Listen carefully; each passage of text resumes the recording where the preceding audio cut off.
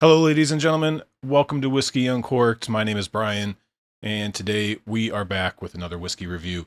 This week, we're talking about one of my favorite distilleries, period. My favorite distilleries really in the world. I've talked about it more so on some of the podcast episodes and whatnot, but we're going to be talking about Clynelish 14 today.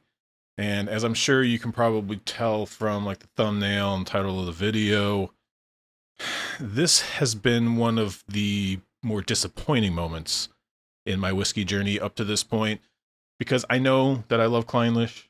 I know that I love Clynelish 14, but this particular bottle has proven to be not living up to the hype.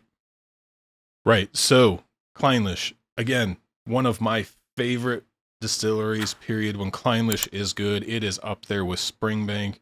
It's up there with Mortlach. It's up there with Ben Nevis.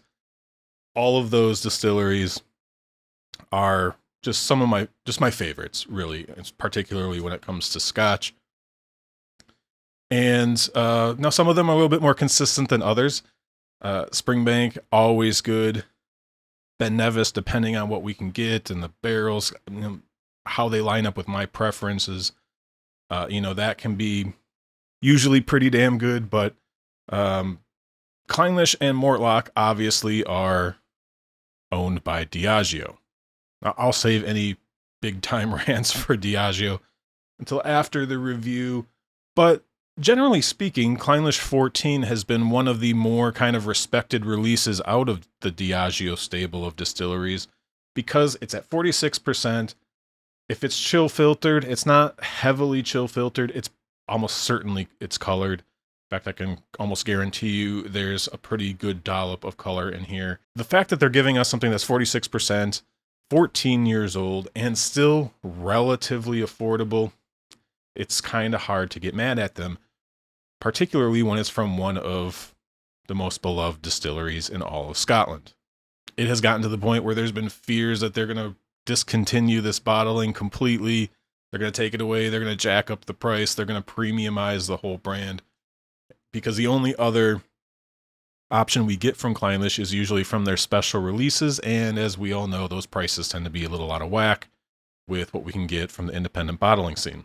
And the reason that I know that I love Clynelish so much is because of Clynelish 14. This is not my first bottle of it. It was one of the first whiskeys, well, it was the first whiskey to let me know what a quote-unquote waxy whiskey was. It's very clearly very identifiable, let's say, even earlier on in my journey, and I just really, really fell in love with it basically from the first sip. However, there have been rumors in the last few years about some increasing batch variation amongst bottles of Clynelish 14, and I decided to pick one up last summer, because I actually have another bottle that I think I bought maybe two of them, or I bought one a while back, maybe one as a backup for when I finished one of my other bottles.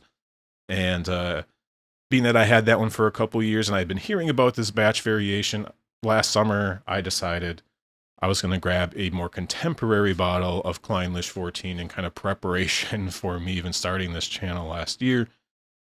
And opened it up hoping that I wasn't going to be a victim of this mysterious batch variation, and unfortunately, I think I have been. So if you're new to whiskey and you're not sure what I'm talking about with batch variation, just very quickly, whiskey is a batch-made product. They make it in batches, so whether it's 2 barrels or 100 barrels or 1,000 barrels, they mix all those barrels together to try to make it taste, at least when it comes to these official bottlings. Most of the time, there are some exceptions, but generally speaking, they're trying to make their bottle of whiskey taste the same all the time, and they can get very, very good at this. Glenfiddich, Glenlivet, some of these massive distilleries, a lot of technology has allowed them to be much more consistent with what their whiskey actually tastes like, because most people, when they go buy a bottle of alcohol, or really the vast majority of products, they don't want to be surprised. They want it to taste like it did last time, because that's the reason they're buying it, because they want to have that again. Now, whiskey enthusiasts are much more open to batch variation, a little bit of differences, maybe a little bit more sherry casts, a little bit more bourbon casts, this and that, right? It's more fun, it's exciting. Not to say that we don't want some consistency, at least when it comes to the degree of quality, and that it's going to taste good. Springbank is a great example of that, where particularly with their 10-year-old, where there could be different types of casks used, and you might prefer one batch to the other, but generally speaking, you are going to find that batch of whiskey is going to be meeting a pretty similar degree of quality every single time a batch is released, even if you might prefer one batch over the other. Now, coming from Diageo and a distillery that's as large as Clynelish is, you would expect that they would probably be able to get a pretty consistent product out. However, Clynelish is a little bit different because of the nature of its waxy character and where it's believed that waxiness comes from. So the story I hear the most often is that when they make Clynelish and it's going through the system, the pipes, the lines, that over time there's this buildup of kind of this gunk, right? It kind of sounds a little bit gross, but it's some of the oils and fats and things that are just kind of building up within the pipes. And apparently, as the whiskey passes through here, it kind of just takes on some of that character.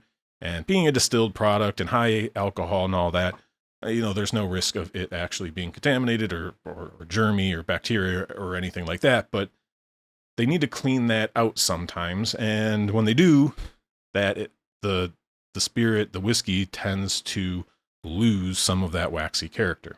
Now, the solution to this would be, okay, that's fine, but you try to find some balance there. Obviously, you need to clean your equipment if you need to clean your equipment, but particularly when you're releasing your one official bottling that is known for a very specific character, it seems pretty odd for them to just give a thumbs up to something that is completely missing that character completely. This bottle in particular has been, frankly, pretty damn bad. I'm not going to sugarcoat it too much. Since I opened it, it has been flat. It's tasted kind of like what I would consider like a flat Coca-Cola, maybe even a flat diet Coca-Cola. It just has had very little pep to it. There's almost no waxiness to it at all. The finish is very short. And I thought about reviewing this earlier on anyways, because I thought it was a good example of, again, for a whiskey channel, talking about batch variation, talking about a distillery that I love, but just acknowledging that doesn't mean that every bottle that I get from that distillery is going to be fantastic. But I do try to stay generally positive on this channel. As I've mentioned before, it's not really worth getting angry about whiskey because there's always going to be a good whiskey. There's always something else. And yes, it stinks to buy a bottle and feel like that money was wasted on something you don't enjoy. But I've managed to squeak money out of other bottles by making cocktails or just as a warm-up dram or sharing it with friends, finding someone who does like it. I've never really been all that bothered by a bottle that I haven't been fully satisfied with. However, I found myself being pretty ticked off about this particular bottle because it's Clynelish. And I know how good it can be. And again, it's like buying a bottle of Springbank that's watered down and just doesn't have any funk to it. And it's just flat mess, right? You'd be excited to bring it home and to open it up and you pour it. And it's like, well, maybe compared to like a Glenlivet 12, it's not really that bad. But I expected a lot more. And that's the case with this bottle, I think. And I was pretty angry, so I didn't want to kind of defy my own advice. Like, don't get upset. Just find a use for it. Tuck it in the back. Maybe come back to it later. Maybe it won't be as bad. Maybe your palate will have opened up to it. That's certainly been the case for me at times as well. So I decided, no, I don't want to come on and rant and make this video where I'm really ticked off and wag my finger at Diageo, because there's plenty of reasons to do that. It's like beating a dead horse at this point. So I waited, and I figured maybe now was a good time. We're kind of on that countdown back into whiskey season now. It's August 1st at the time of recording this, and we're going to be reviewing a lot of other bottles, a lot of other interesting things maybe I haven't even tried before. So I figured maybe it was a good time to get this one out of the way and have this discussion about batch variation. So now that I've rambled on for quite a bit just about why we're even sitting here with this bottle in front of me today, it would have been easy just to not talk about it, buy another bottle next year or something like that when this bottle's finished off, and maybe that one will be better. It's important, I think, to talk about these. And yeah, at the end of the day, I think as I'm sitting here today, having sipped this a couple times recently, maybe it's not as bad as I had originally intended, although I am now getting close to 2/3 of the way through the bottle with this dram here, and it's still not great. But maybe my rage has subsided slightly. But let's see how it's tasting today and get into the review. But let's check this thing out on the nose. Let's see if it still has some of those flaws that I've come to know both on the nose and on the palate.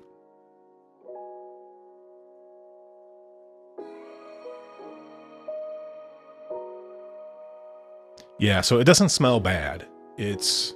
But knowing it's a Clynelish, like if this is blind, I probably wouldn't be upset by it. I'm not going to think this is gross overall. It's really just my preset expectations for what this distillery is, or at least can be. The first thing you're looking for is obviously that waxiness, and there is something in here. It's lighter. It's almost more mineralic. It has a little bit of like a, I guess like a clay or like some wet rocks. And then that's just combined with this like watered down Diet Coke, right? It's the best term I've kind of come to describe this thing, this flavor, this note that is on this bottle, as well as other Diageo products. I have an Oban 14-year-old as well that is also probably worse than this bottle, but it also has this note on it, and that's where this use of coloring kind of comes into play. It's just something that I feel like that's a flavor, something that I'm sensitive to, and I generally only find it when we're talking about artificially colored whiskeys. I also don't drink artificially colored whiskeys very often, almost never. I think the three that I might have are this, the Oban 14, and I have that bottle of Dalmore 12. And I'm trying to think if there's anything else that I know for a fact is colored. I probably do, I'm just forgetting about it. But so maybe it's just something that's really distinctive. If you're always drinking Johnny Walker or you're drinking Diageo products, maybe it's not something you notice just because it's part of the overall experience. I don't know. All I can say is my experience, and it's in here.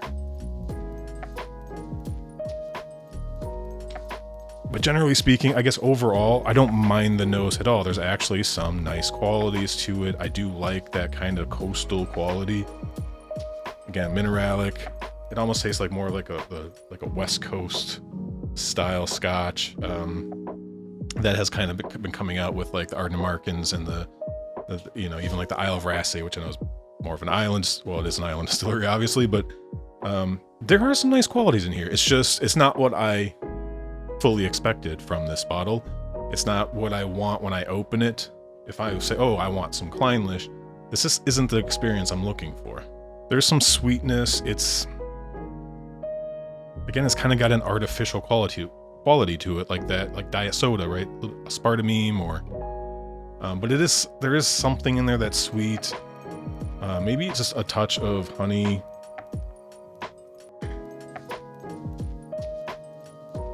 It has a similar quality to the note that I know I get on Talisker.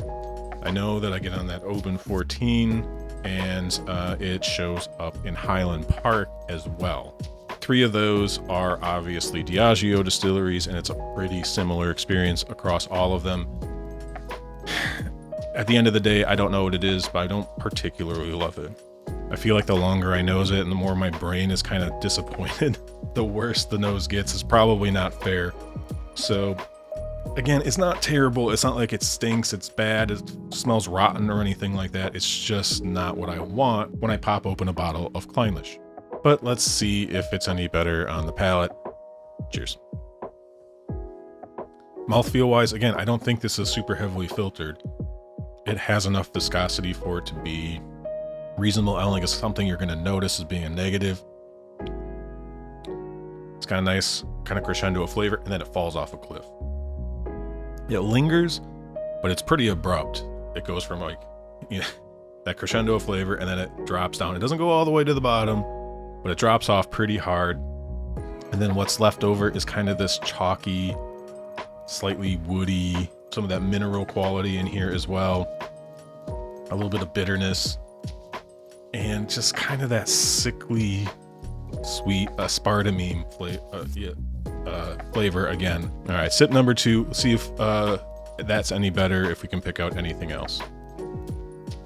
Everything's dull. It's just, like I said, it's like a flat soda that's supposed to be carbonated, and there's no carbonation. There's sweetness, but it's not natural sweetness. There's some oakiness, but it's kind of tannic. There's really no waxiness, at least not to the level.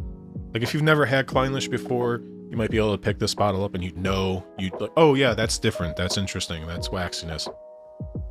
If you've drank a lot of Clynelish before, this is definitely probably not what you're looking for. There's that sharp drop into just this jumbled mess of things that were like half of them I don't even like how it tastes. It's just a mess. So I don't even think a third sip is really worth it. I will mention this though. The other night when I was trying to decide what I wanted to do for this week's review, because I have to record this a little bit early because I'm going to be gone for the weekend. I hope this will be out at the same time on Monday, but could get pushed to Tuesday maybe. I had a different whiskey first. It was actually a much more higher quality, or a nicer bottle of whiskey, and I had that. I haven't been clicking with that one quite as well even since I've opened that, and I'm kind of waiting. I've been kind of hoping that I wasn't going to have to post maybe a less than enthusiastic review of that bottle. Well, I won't spill the beans yet because I haven't given up on it yet. There's still some pretty good aspects to it, but so I had a glass of that and was like, not quite there yet, and I poured myself a little bit of this as a bit of a follow-up because this was another one of the options, and I tasted it and I was like, oh, that's actually not that bad. It's actually pretty decent, which got me excited. But then earlier today I poured myself just a little nip just to kind of see where I was at with it, and it was pretty much right back where it was. So it's like, well, maybe having it on the back of another high quality whiskey, maybe that was able to help lift it up some, and it actually tasted solid. So I'm chalking this up to batch variation. I hope I never have this experience again. I love Clynelish, and I know Clynelish 14 can be pretty good. It can be very good.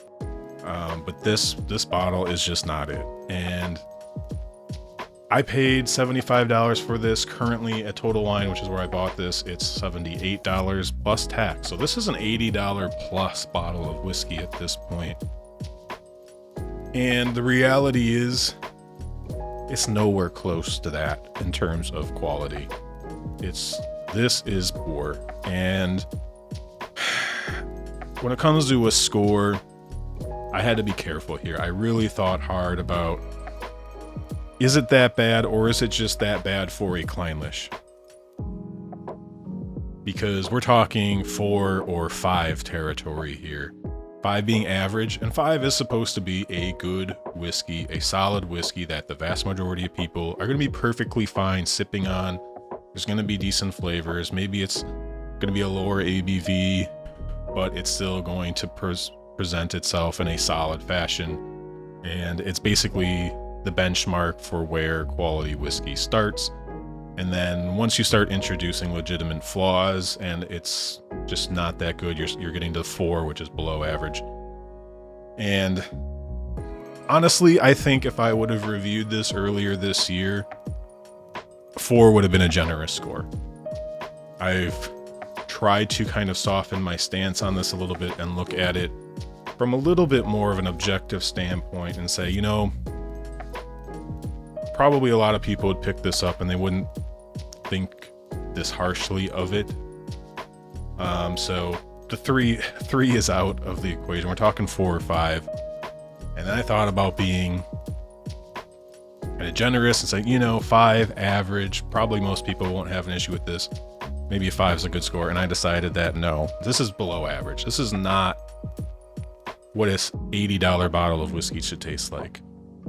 It's not what an $80 bottle of whiskey that spent 14 years aging at one of the best distilleries in the world should taste like. There should be something to stop this from happening. And the reality is, it's Diageo. Out of any company in the world who shoots for consistency and has everything dialed in to like ridiculous proportions, as much as you could in whiskey making, right? Sometimes batch variation is going to happen. Be the batch of barrels that you have. It could have been, I don't know, the barley crop that year. I don't know. It could be a number of different things, but when Diageo has the level of stock that they have, particularly from a large distillery like Clynelish, and one that is the basis of a lot of their blends, the only thing that I can think of is that they tasted this and said, this is just, who cares? It had to have been we don't want to put it in our blends because it's not waxy, so how do we get rid of this stuff but not lose money? Oh, well, we'll just charge $80 a bottle for it. So this is a 4 out of 10. This is below average. That might be generous. I'm slipping into my rant a little bit. Value-wise, do not spend. Okay. This is batch variation. It's just something you have to be cognizant of. Clynelish is a good distillery. It's a fantastic distillery. Clynelish 14 is usually a good bottle, but if other people are having these experiences, and I've heard other people say that, nope, Clynelish 14, still my favorite go-to bottle. It'll always be on my shelf, no qualms about it. They were lucky enough to avoid whatever batch this was, or whatever batches that maybe some other folks have had, where it just seemed to not really live up to the standards that they had. So in terms of a value, it's pretty difficult to say when it feels like this is an outlier, but you've got to be careful. You never really know. You don't know how long that bottle's been sitting on the shelf, especially here in the States. I kind of, especially maybe some of these bigger box stores or even some of the smaller stores, right? If you don't know that there's a really high turnover volume of bottles, that bottle could be sitting there for years. It could be brand new. You never really know. There's no batch information on this. There hasn't really been any label changes or anything that I'm aware of recently. So I had no idea even how long this has been sitting on the shelf. I bought it from Total Wine. I have to assume they probably order just massive amounts of it, and they just have it in their warehouses and distribute it out to their stores as needed. This would be different than a smaller shop that orders 6 bottles, and they have those 6 bottles on their shelf for 6 months, 5 years, who knows? Depends on where they are and what they sell and what they're known for, and the community that they live in. So saying this particular bottle, this batch, this very specific bottle, terrible value. Probably one of the worst $80 bottles of whiskey I've bought up to this point. Outside of, actually, that wasn't even close to $80. Never mind. So value-wise, I do think this is an outlier, but just be cognizant of that, and it's not fair to the consumers. It's very unfortunate, particularly from a company, as I was saying, that out of anybody should be able to blend this out, to do something else with it. But I think this was from one of these periods where they weren't getting the waxy character out of the spirit for whatever reason, whether it's the gunk in the lines or whatever other reason. This just doesn't have the waxy quality you're looking for. What is there maybe saves the nose a bit, but it just doesn't come through on the palate enough. I don't think I'm going to rant anymore. Be aware of batch variation. It can make whiskey drinking very exciting.